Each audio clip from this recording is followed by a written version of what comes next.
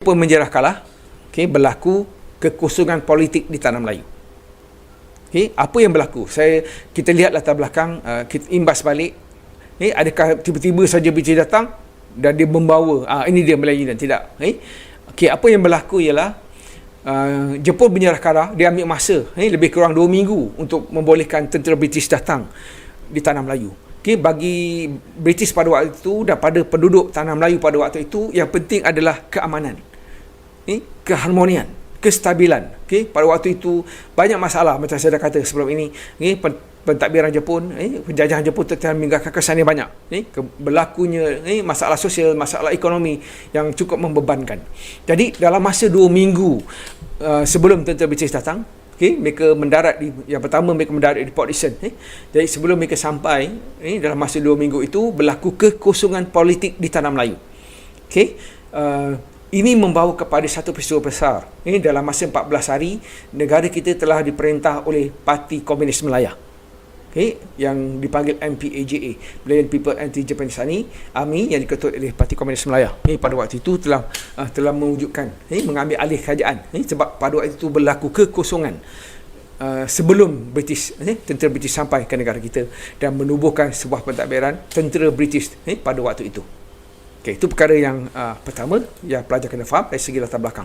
Apa yang dibuat oleh MPAJA dalam masa 14 hari itu? Pertama, mereka menguasai bandar dan daerah-daerah penting di tanah Melayu. Satu. Kedua, mereka menguasai balai polis dan pejabat pentadbiran. Ketiga, mereka melaksanakan undang-undang mereka sendiri. Dan yang keempat, mereka menggunakan cukai-cukai yang tinggi. Ini dalam masa 14 hari yang dibuat oleh MPAJA pada waktu itu. Sebelum British datang untuk mengembalikan semula keamanan tanah Melayu. Itu perkara yang berlaku dalam sejarah negara kita. Keganasan MPAJA ini, pertama, dia menculik dan menyiksa sesiapa yang dianggap bersebahat dengan Jepun. Ini seperti satu tindakan membalas dendam yang dibuat oleh MPAJA sebab mereka tak puas hati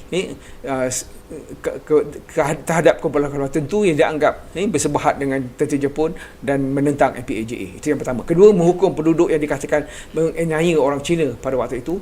Dan yang ketiga, merampas benda orang kampung dan bunuh siapa saja yang dianggap salah. Ini peristiwa yang berlaku dalam masa 14 hari.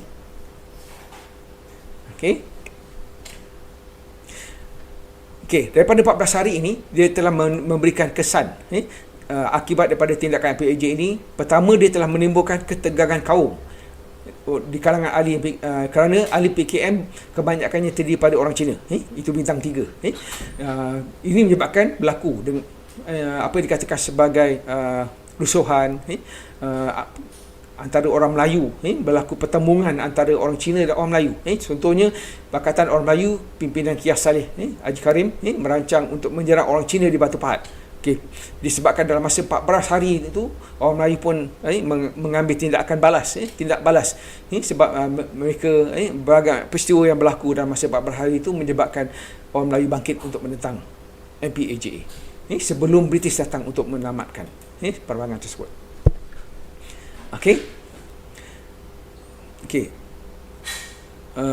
Dalam masa 14 hari itu, usaha tindakan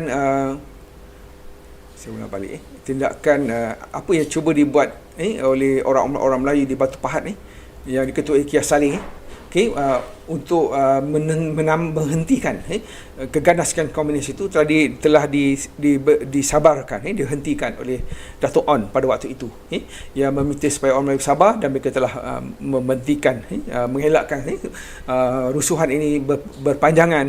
Jadi perkara itu dapat diselesaikan pada waktu itu melalui kebijaksanaan Dato' On bin Jaafar pada waktu itu. Ia telah mengamankan, mententeramkan orang Melayu pada masa itu untuk menghentikan serang balas, menghentikan rusuhan kaum yang berlaku pada waktu itu.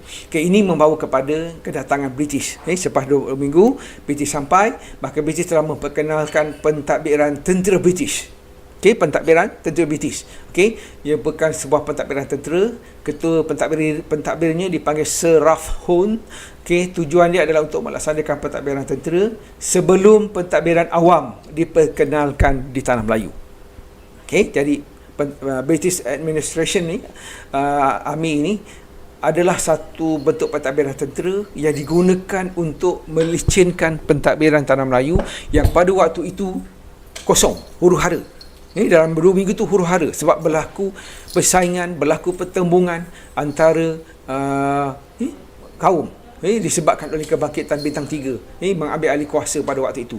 Sebab Bintang 3 lah pada waktu itu yang merupakan agensi yang berstruktur, yang ada yang orang kata dia ada organisasi yang teratur, yang boleh mengambil alih pemerintahan pada waktu itu, secara tidak langsung dibuat oleh mereka sebab berlakunya kekosongan kuasa pada waktu itu. Mereka ada senjata yang dibekalkan oleh tentera British sebelum ini. Okey. Kejayaan pentadbiran tentera British. British Administration ini, pentadbiran tentera British pertama sekali apabila mereka sampai, mereka mewujudkan, penting sekali mereka nak mewujudkan keamanan, keharmonian penduduk Tanah Melayu. Jadi dia menghentikan menamatkan penguasaan Parti Komunis Malaya selama 14 hari di Tanah Melayu. Itu yang pertama. Kedua, memujuk ahli PKM dan MPAJA menyerahkan senjata mereka kepada pihak British. Mengawal dan menghentikan pergaduhan antara kaum Melayu dan Cina dan sebagainya pada waktu itu. Kemudian yang paling penting adalah British boleh menegakkan semula undang-undang untuk mengembalikan keamanan. Ini yang sangat penting. Jadi kedatangan pentadbiran tentera British pada waktu itu ditunggu-tunggu oleh penduduk Tanah Melayu. Seperti Datuk saya pernah bercerita, mereka tunggu sebenarnya kedatangan British sebab dah tak sabar dah. Makanan tak ada, duit British, duit shilling, duit British ni bila Jepun datang ramai orang buang je. Sebab mereka ingat British tak datang lagi. Jepun akan mentadbir lah sampai bila-bila, tak tahu macam mana nasib hidup mereka. Jadi mereka tak simpan, mereka buang je. Jadi bila British datang, British membawa makanan, tapi makanan itu perlu dibayar. Jadi pada itu semua orang cari duit ni. Cari duit, mungkin duit ada lagi bawah rumah ke, ditanam ke dalam tanah dan sebagainya. Jadi mereka cari duit mereka mana yang mereka simpan duit British dulu untuk membeli barang makanan. Sebab pada waktu ini penting, makanan itu penting. Jadi British datang, tentera British datang, mereka membawa makanan, satu, sangat penting pada waktu itu. Dan kedua, mereka menghentikan penguasaan MPAJA dan Parti Komunis Malaya selama 14 hari pada waktu itu. Dan mereka mewujudkan keamanan, meletakkan tentera untuk mengawal di seluruh Tanah Melayu, memastikan undang-undang British itu dilaksanakan sebelum pentadbiran awam diperkenalkan semula. Itu perkara penting yang berlaku dalam peristiwa negara kita selepas zaman pendudukan Jepun, sebelum British datang dan membentuk pentadbiran awam, mengembalikan semula pentadbiran awam. Jadi British telah memperkenalkan apa yang kita panggil Malayan Union, ataupun Kesatuan Melaya. Ini dia Kesatuan Melaya.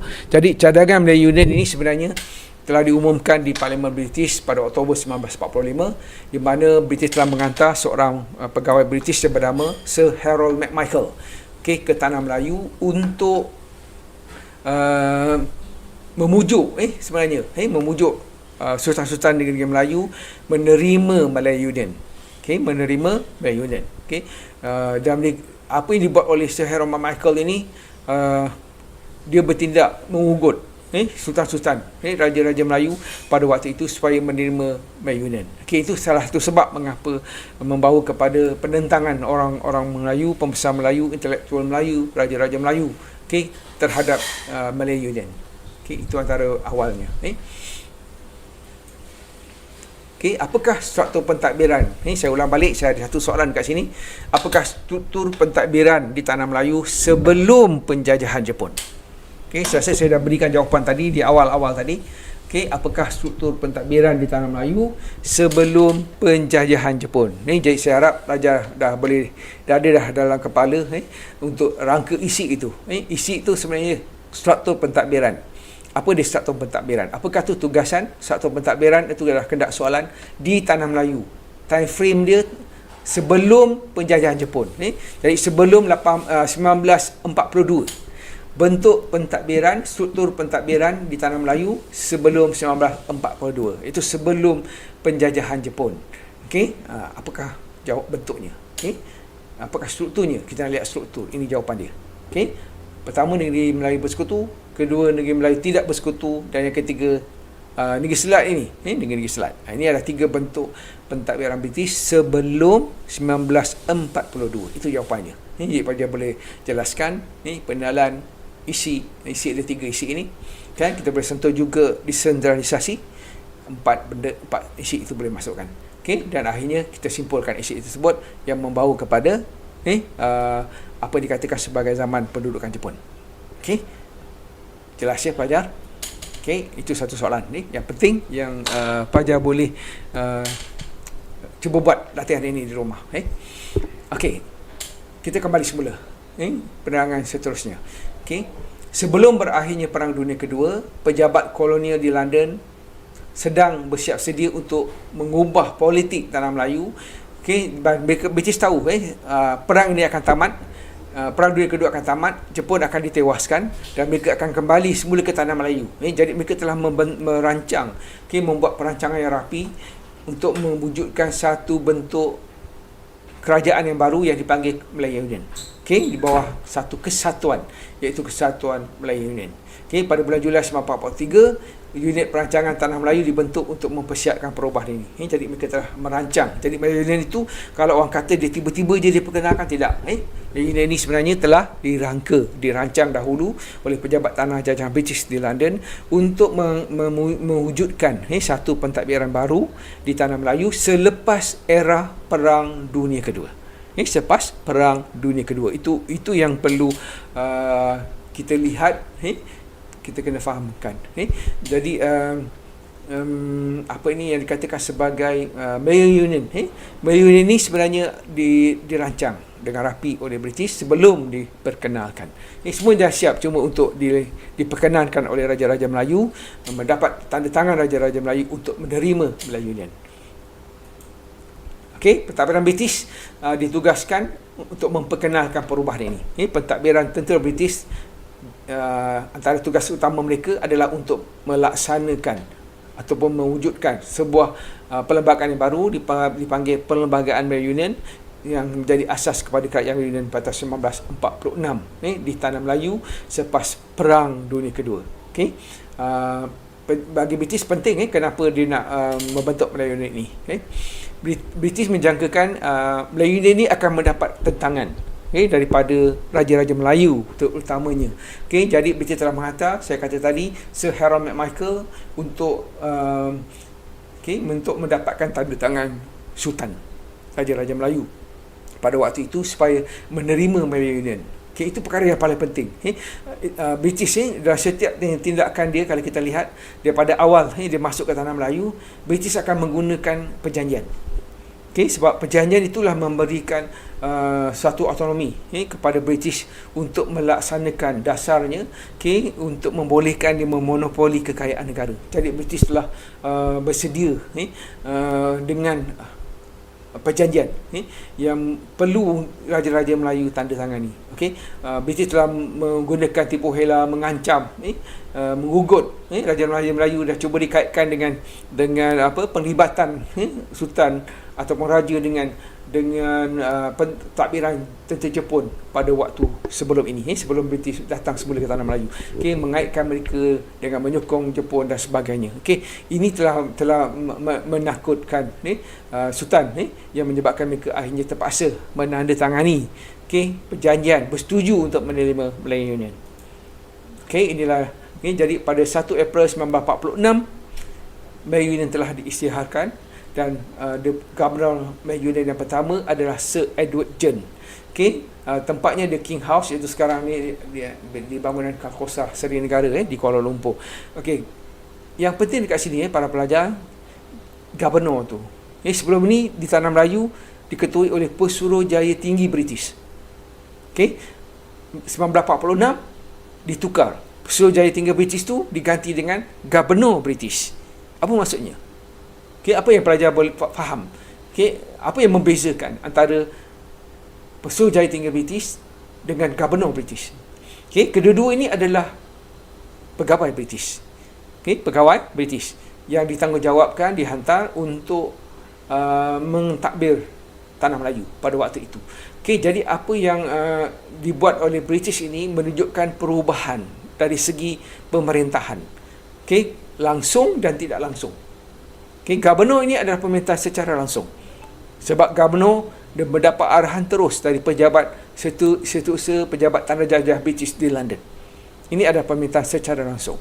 Melayu Union adalah pemerintah secara langsung. Sebelum ini, Negeri Melayu Bersekutu, Negeri Melayu Tidak Bersekutu, Negeri Selat langsung, Negeri Melayu Tidak Bersekutu tidak langsung. Ini sebab kita pada waktu itu diketuai pegawai British yang mengetuai tanah Melayu adalah Pesuruh Jaya Tinggi British. Okey, Pesuruh Jaya Tinggi British, ketua dia adalah Governor British di Singapura. Dan di atas Governor British di Singapura adalah setiausaha tanah jajahan British di London. Okey, itu dari segi hierarkinya. Okey, yang menunjukkan pemerintahan itu secara langsung ataupun tidak langsung. Okey, ini sesuatu yang baru yang dilihat oleh penduduk tanah Melayu pada waktu itu adalah satu usaha British untuk menjajah secara berterusan, mungkin lama, okey, di tanah Melayu. Okey, ini antara sebab yang membawa kepada penentangan terhadap Melayu Union. Okey, jelas ya pelajar. Okey, ini sebab-sebab Melayu Union itu diwujudkan. Okey, kenapa British nak mewujudkan Melayu Union? Pertama, alasan diberikan ialah untuk membentuk satu bangsa Melayu Union. Okey, rakyat Melayu Union, rakyat Kesatuan Melaya, disebut Melayan. Jadi tidak ada lagi rakyat Negeri Melayu Bersekutu, Negeri Melayu Tidak Bersekutu, tidak. Semua tu dah tak ada. Jadi apabila Melayu Union diperkenalkan, hanya ada satu saja pentadbiran British, iaitu Kesatuan Melaya ataupun Malayan Union. Itu warga negara Melayu Union, bangsa Melayu Union. Okey, itu satu. Kedua, mengawal kuasa politik orang Melayu yang dipercayai bekerjasama dengan Jepun. Okey, tindakan tentera British, kerajaan British yang rancang sebelum ni, saya kata mereka dah merangka perlembagaan ini lebih awal. Sebenarnya mereka nak menguasai, memonopoli kuasa politik yang sama ni di bawah kuasa Raja-Raja Melayu dan pembesar-pembesar Melayu. Okey, satu. Kedua, itu yang kedua ya. Yang ketiga, untuk menjimatkan perbelanjaan pentadbiran British di tanah Melayu. Okey, yang keempat, untuk menjamin penguasaan ekonomi British di tanah Melayu. Okey, yang penting ini adalah yang paling penting bagi British. Okey, sebab selepas perang banyak berlaku kemusnahan. Kemusnahan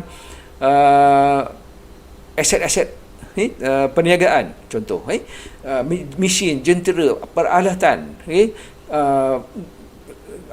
kapal korek misalnya, kawasan perhubungan, kawasan biji timah, kawasan penanaman padi, getah, semua tu waktu itu banyak yang musnah disebabkan kesan perang.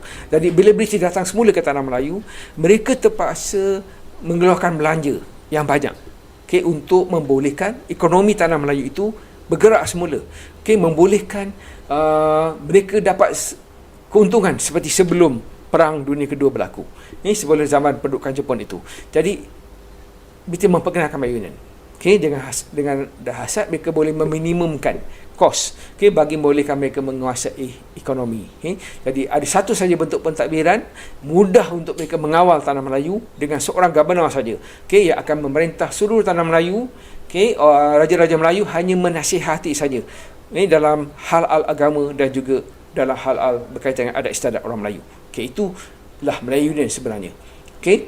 Dan British juga cuba, mereka berharap mereka dapat menggunakan tenaga orang-orang, golongan imigran ataupun orang-orang dagang ini supaya dapat memajukan ekonomi tanah Melayu dan mereka dapat keuntungan. British dapat keuntungan melalui cukai yang dikenakan kepada pedagang-pedagang, pengusaha-pengusaha, usahawan-usahawan Cina ini, ataupun bangsa-bangsa Eropah yang lain selepas pasca perang ini.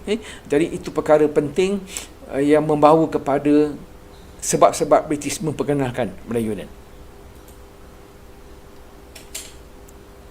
Okey, kalau kita lebih terperinci dengan sebab tadi kita boleh kaitkan juga dengan tujuan lebih kurang sama je tujuan ni. Okey, untuk satu bangsa Melayu Union menjamin terus penguasaan British, itu yang penting. Okey, British mahu bertapak dengan lebih lama, bertapak kukuh di tanah Melayu. Jadi salah satu cara untuk dia membolehkan dia menguasai tanah Melayu tu dalam jangka masa yang lebih lama adalah melalui Melayu Union. Itu tujuan utama British sebenarnya. Okey, mengawal kuasa politik orang Melayu, menjimatkan perbelanjaan macam saya cakap tadi, memastikan sumbangan orang dagang, mengukuhkan pertahanan British di tanah Melayu, menyeragamkan dan mewujudkan pentadbiran yang cekap. Okey, menjadikan tanah Melayu ke arah berkerajaan sendiri. Okey, semua perkara-perkara ini kalau kita lihat, okey, tujuan penubuhan Melayu Union ini, okey, ini adalah hasrat British untuk membolehkan dia menguasai ekonomi, menguasai kekayaan tanah Melayu tu dengan lebih banyak, lebih mudah. Okey, dengan kos yang lebih rendah, dengan minimum kos yang minimum. Okey, mereka boleh mengeksploitasi ekonomi, mereka boleh mengawal tanah Melayu ini untuk kepentingan mereka. Okey, itulah sebab penting, tujuan penting yang menyebabkan British mahu menubuhkan Melayu Union. Okey, pelajar, ada soalan?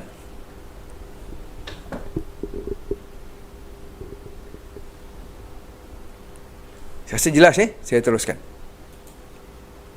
Okey, kita telah masuk kepada Melayu Union. Okey. Okey, pertama kita kena faham ciri-ciri Melayu Union ataupun ciri-ciri utama perlembagaan Melayu Union. Okey, yang pertama, negeri Melayu bersekutu, negeri Melayu tidak bersekutu, Pulau Pinang dan Melaka digabungkan di dalam satu unit politik yang dipanggil Melayu Union. Okey, ini perkara yang pertama. Ciri pertama perlembagaan Melayu Union adalah negeri Melayu bersekutu, negeri Melayu tidak bersekutu, Pulau Pinang dan Melaka digabungkan menjadi satu kuasa politik. Kalau kita lihat, tak ada Singapura. Okay, Singapura telah diasingkan daripada Kesatuan Melaya. Okey. Yang kedua, dalam perlembagaan Melayu Union ini, Majlis Eksekutif dan Majlis Undangan Melayu Union telah diwujudkan. Okey, Majlis Eksekutif dan Majlis Undangan Melayu Union telah diwujudkan. Okey, itu ciri yang kedua. Ketiga, Melayu Union diketuai oleh seorang Gubernur British yang dilantik oleh Raja England. Okey, itu ciri yang penting. Yang ketiga, Melayu Union ini diketuai oleh seorang Gubernur British yang dipanggil Gubernur. Okey, ketua pentadbir British di Melayu Union adalah Gubernur British. Okey, Sir Edward John. 1 April 1946 tadi, apabila dia perkenalkan Melayu Union. Itu ciri yang ketiga.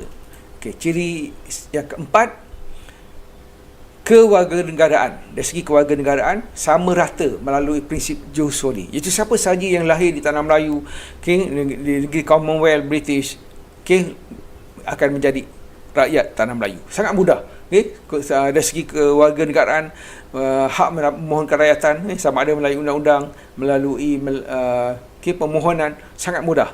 Dibuat, dirangka dalam perlembagaan Melayu ini. Dari segi kerakyatan, mengikut prinsip jus soli, sangat mudah, sangat longgar, yang membolehkan ramai orang menjadi warga negara British melalui Melayu Union pada waktu itu. Okey, yang kelima, ciri yang kelima yang penting adalah raja-raja menjadi ahli Majlis Melayu, untuk membincangkan soal agama Islam dan adat istiadat Melayu pada waktu itu. Okey, itu bidang tugas yang diberikan kepada raja-raja Melayu, Sultan Melayu pada waktu itu. Okey, seorang Pesuruhjaya Tinggi Negeri dilantik bagi setiap negeri. Okey, negeri akan diketuai oleh seorang Pesuruhjaya Negeri. Okey, bukan lagi sultan. Okey, sultan hanya mengetuai agama dan ada istiadat sahaja. Jadi peringkat pusat, satu saja kajian pusat, kalau kita fahamkan, kamu kena faham bahawa Kesatuan Melaya itu dipanggil satu, kesatuan. Okey, kesatuan itu maksudnya satu.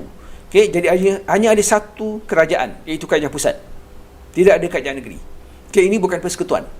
Ini hanyalah Kesatuan Melaya. Jadi di Kesatuan Melaya, tanah Melayu pada waktu itu hanya ada satu kerajaan, itu kerajaan pusat di Kuala Lumpur, yang diketuai oleh Gubernur British.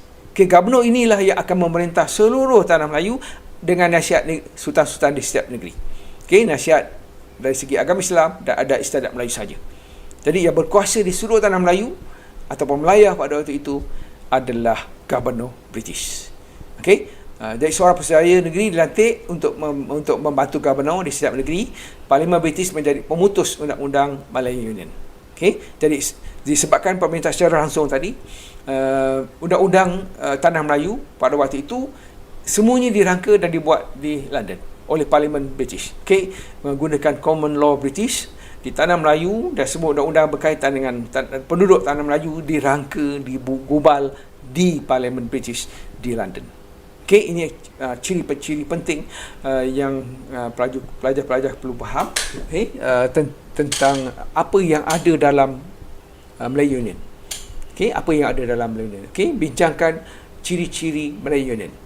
Okey, bincangkan perlembagaan, ciri-ciri perlembagaan Malayan Union contoh. Okey, ataupun huraikan perkara-perkara penting yang terkandung di dalam perlembagaan Malayan Union 1946. Contoh satu saja. Okey, mungkin pasti kita boleh banding pula. Okey, perlembagaan Malayan Union dengan perlembagaan Persatuan Melayu 1948. Okey, itu juga boleh jadikan soalan. Okey, bandingkan ciri-ciri utama ataupun perkara-perkara penting yang terkandung dalam perlembagaan Malayan Union dan Persekutuan Tanah Melayu, Perlembagaan Malayan Union 1946 dan Persekutuan Tanah Melayu 1948. Okey, itu isu besar kat sini, yang pelajar boleh perhatikan. Okey, boleh kena mendalami dua, penting memahami isi kandungan kedua-dua perlembagaan ini. Apa yang ada dalam Malayan Union, apa yang ada dalam Persekutuan Tanah Melayu. Okey, dua perkara yang berbeza. Okey, jadi dalam Malayan Union ini saya simpulkan, matlamat dia adalah untuk menggabungkan negeri-negeri Melayu bersekutu, negeri Melayu tidak bersekutu, negeri-negeri Selat, dalam satu pentadbiran, kecuali Singapura. Okey, Singapura diasingkan. Okey, yang kedua, individu mula menyuarakan, penduduk Tanah Melayu mula menyuarakan penentangan mereka melalui media massa seperti Utusan Melayu, Surat Khabar Majlis dan sebagainya. Okey, apabila Malayan Union diperkenalkan, ini berlaku penentangan, iaitu reaksi. Itu